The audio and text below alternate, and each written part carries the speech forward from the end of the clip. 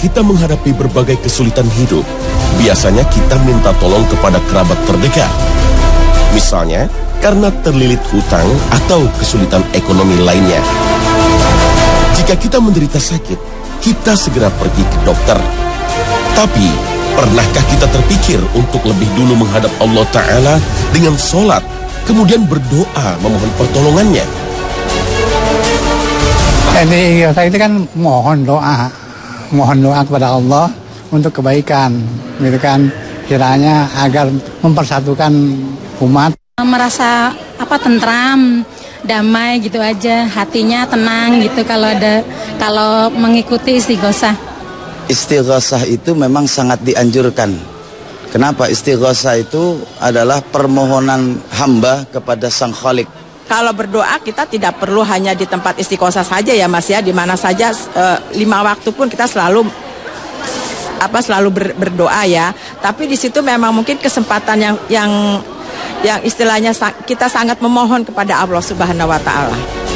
Tidak dilarang untuk meminta bantuan manusia, karena Allah pun memerintahkan hamba-hambanya untuk saling menolong dalam kebajikan. Namun, manusia sejatinya hanyalah perantara. Begitu banyak yang tidak bisa dilakukan manusia. Siapakah yang mampu mendatangkan hujan? Siapakah yang memberi kita rezeki? Siapakah yang menyembuhkan semua penyakit kita? Dan sesungguhnya, siapakah yang menghapus semua kesulitan kita?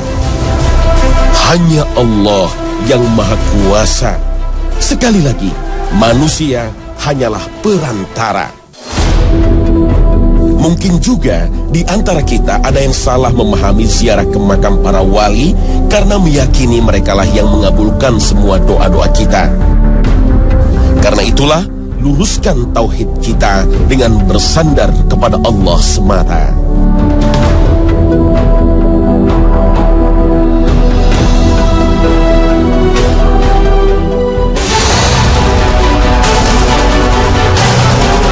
Assalamualaikum warahmatullahi wabarakatuh. Selamat pagi pemirsa Trans 7. Khazanah Ensiklopedia Islam Dunia pagi ini kembali hadir ke hadapan Anda untuk saling menasihati dalam kebajikan. Berdoa memohon pertolongan Allah Ta'ala sering disebut istighosah. Istilah ini begitu populer bagi umat Islam di negeri ini dan menjadi tradisi yang sering digelar di mana-mana. Para ulama sering mengajak kaum muslimin untuk berdoa bersama dalam sebuah perhelatan akbar, memohon pertolongan Allah untuk melepaskan berbagai kesulitan bangsa ini karena krisis ekonomi, krisis politik, atau krisis akhlak yang mendera negeri ini. Bahkan, istighosah pun digelar oleh para pelajar menjelang ujian nasional. Tidak ada lagi tempat kita bergantung kecuali kepada Allah semata. Istighosah pernah dilakukan oleh Rasulullah pada saat Perang Badar. Perang yang terjadi pada tanggal 17 Ramadan 2 tahun setelah Hijriah merupakan perang yang tidak seimbang, karena pada waktu itu jumlah kaum muslimin lebih kecil jika dibandingkan dengan jumlah kaum kafir Quraisy. Dari pihak kaum muslimin berjumlah hanya 310 orang, sedangkan dari pihak kaum kafir Quraisy lebih dari 1.000 orang. Dilihat dari sisi peralatan perang pun tidak seimbang. Kaum kafir Quraisy dilengkapi 600 tentara berbaju perang, 100 tentara penunggang kuda, dan 700 penunggang unta, serta persediaan makanan mewah yang cukup untuk beberapa hari.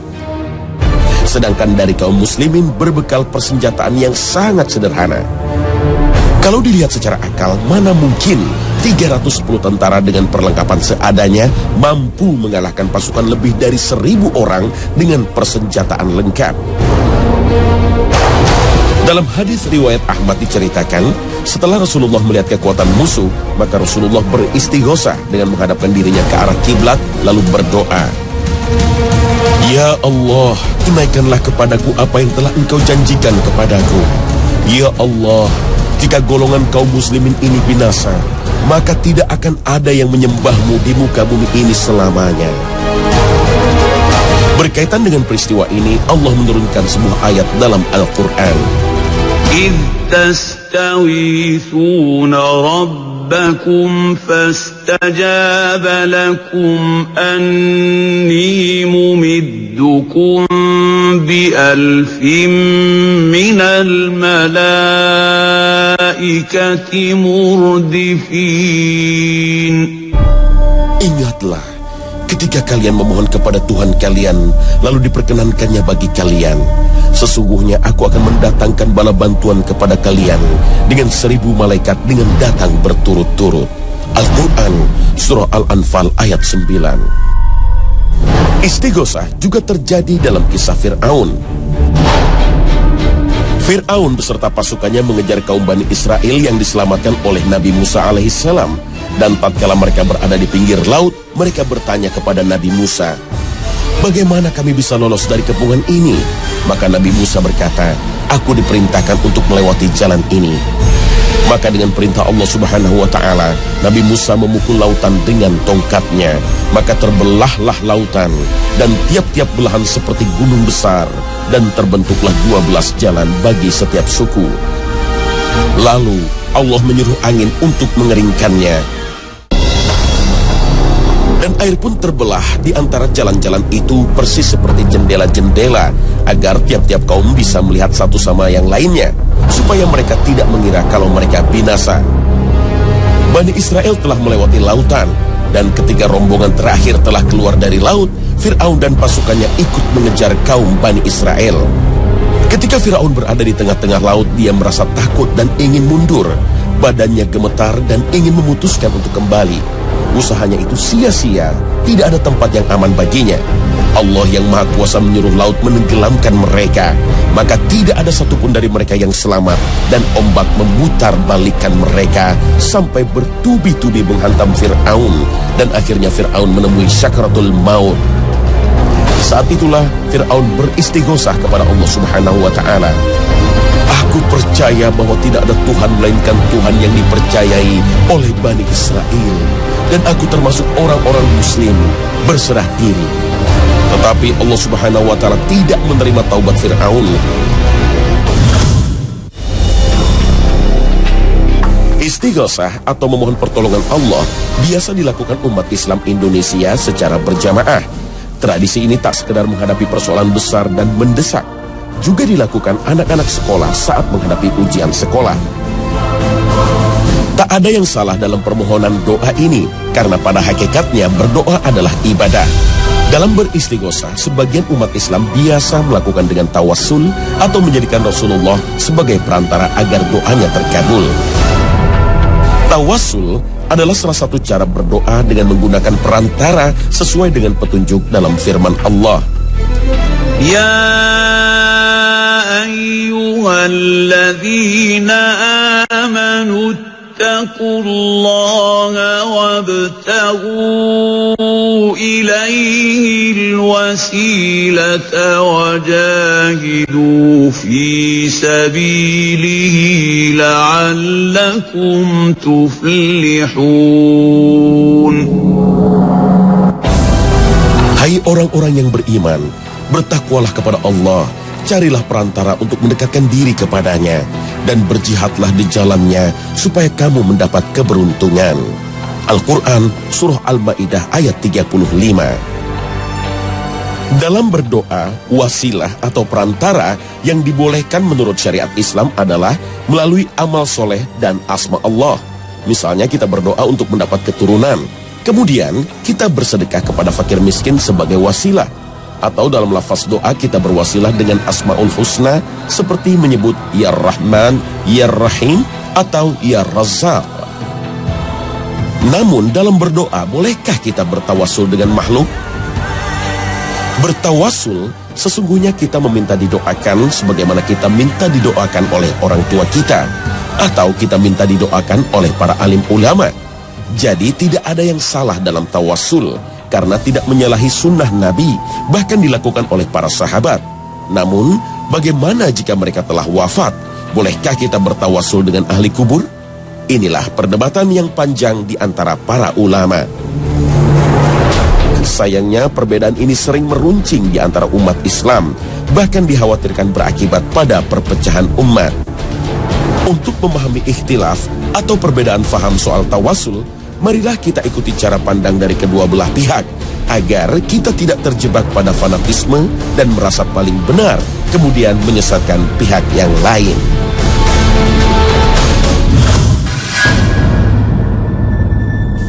Istighosah adalah doa permohonan untuk meminta pertolongan. Istighosah adalah merupakan bagian dari ibadah. Dalam hadis sahih yang diriwayatkan Tirmizi, bahwa doa merupakan jenis ibadah yang paling penting, sebagaimana sholat tidak boleh ditujukan kepada selain Allah. Ketika orang mengatakan, "Hai Rasulullah," atau "Hai yang gaib, berilah aku pertolongan dan anugerah," berarti berdoa kepada selain Allah Subhanahu wa Ta'ala, meskipun dalam hati meyakini yang memberi pertolongan itu Allah Subhanahu wa Ta'ala. Maka yang demikian itu merupakan menyamakan Allah dengan makhluk hingga akan menyeret kepada kesyirikan. Allah Subhanahu wa Ta'ala telah berfirman, "Tidak ada sesuatu pun yang serupa dengannya, dan dialah yang maha mendengar lagi maha melihat." Al-Quran Surah Asy-Syura ayat 11.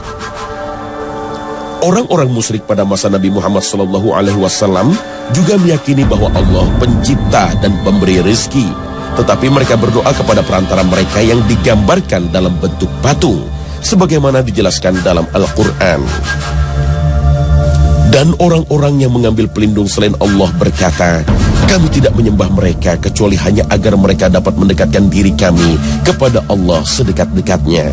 Sesungguhnya Allah akan memutuskan di antara mereka tentang apa yang mereka perselisihkan. Sungguh Allah tidak memberi petunjuk kepada orang-orang yang dusta dan sangat kafir." Al-Quran Surah Az-Zumar ayat 3.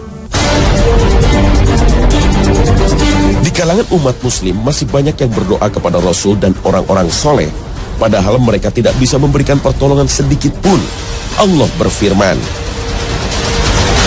"Siapa gerangan yang lebih sesat daripada orang yang berdoa kepada selain Allah, yaitu kepada orang yang tidak dapat memberikan pertolongan sampai hari kiamat, sedangkan mereka sendiri lalai akan doa mereka.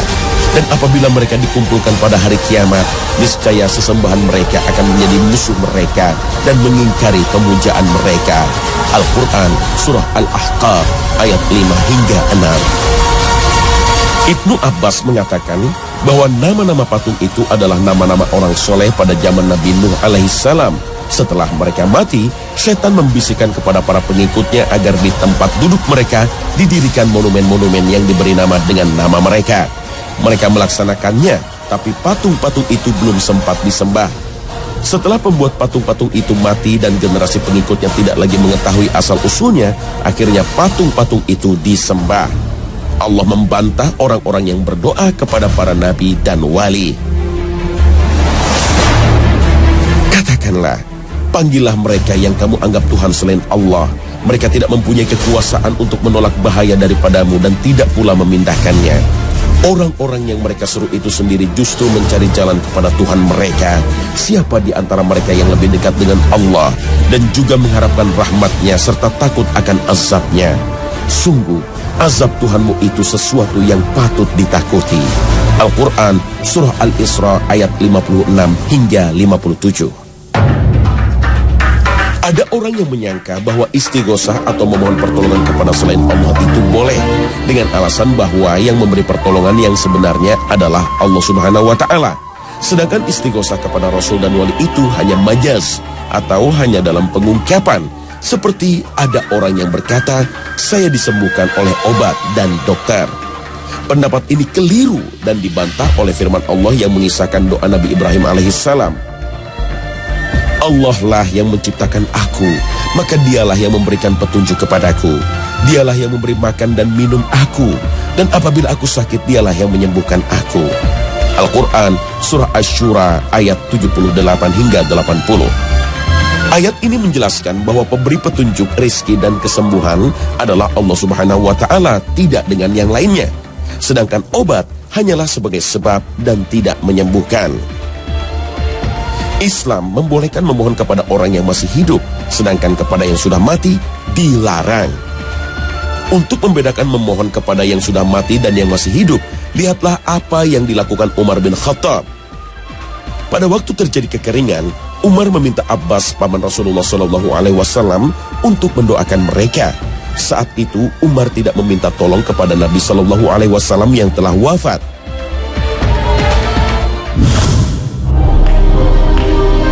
Sebagian ulama tidak mengharamkan tawassul kepada Rasulullah, begitu juga kepada ahli kubur dari kalangan orang-orang soleh.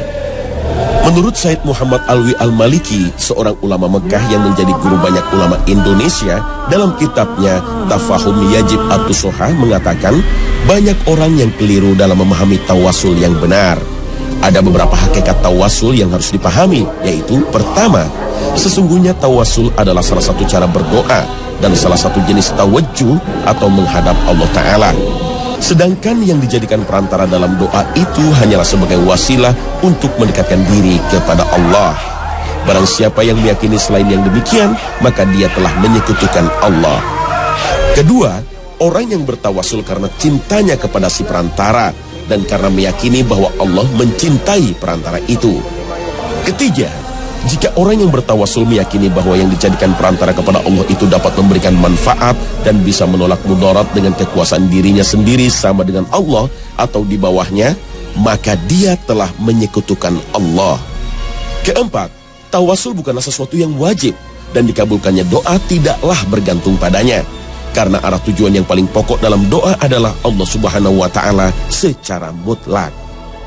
Perselisihan pendapat tentang tawassul menurut Alwi Al-Maliki hanya bersifat syakli atau rupa, bukan jauhari atau esensi. Sebab tawassul kepada orang itu pada hakikatnya kembali kepada tawassulnya seseorang dengan amalnya yang disepakati dibolehkan. Jika seseorang berkata dalam doanya, Allahumma inni atawassalu ilaika bi nabiyyika Muhammadin sallallahu alaihi wasallam, artinya, ya Allah, sesungguhnya aku bertawassul kepadamu dengan perantara Nabi Muhammad, maka sesungguhnya setiap muslim dalam doanya tidak keluar dari batasan. Sebab orang yang bertawassul dengan Nabi tidak bermaksud hal lain kecuali makna yang berhubungan dengan pribadi Rasulullah, yaitu kecintaan, kedekatan, kedudukan, derajat dan keutamaannya, juga doa dan syafaatnya. Kehidupan Rasulullah di alam barzah penuh dengan kenikmatan.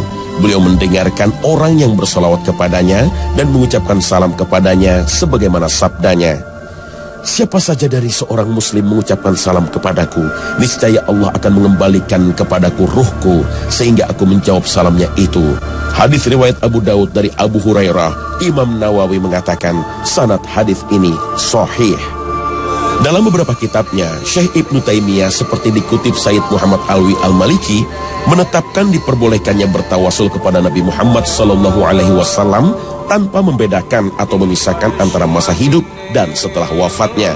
Seperti dalam Al-Fatawal Al-Kubro, Syekh Ibnu Taimiyah mengatakan, dan demikian pula di antara diperbolehkan adalah bertawassul kepada Nabi SAW dalam berdoa, sebagaimana yang disebutkan dalam sebuah hadis yang diriwayatkan oleh Imam Tirmizi dan mensahihkannya.